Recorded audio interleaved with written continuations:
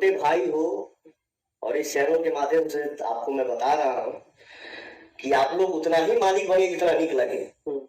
ठीक ना? मेरे पास कौन बैठेगा, मेरे साथ कौन मार्केट में जाएगा या नहीं जाएगा, मेरा कौन नजदीकी है या कौन दूर है, इसका फैसला लेने वाले आप कौन होते हैं?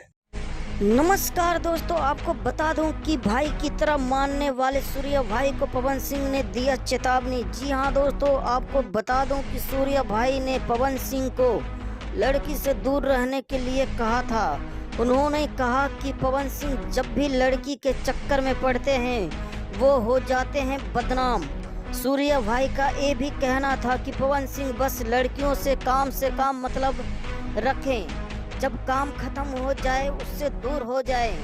जी हाँ दोस्तों, इसी बात पर है जो पवन सिंह ने कहा कि तुम कौन होते हो मुझे सलाह देने वाला, अगर दोबारा कुछ बोला तो सोच लेना। जी हाँ दोस्तों, आपको कैसा लगता कमेंट बॉक्स में हमें जरूर बताएं।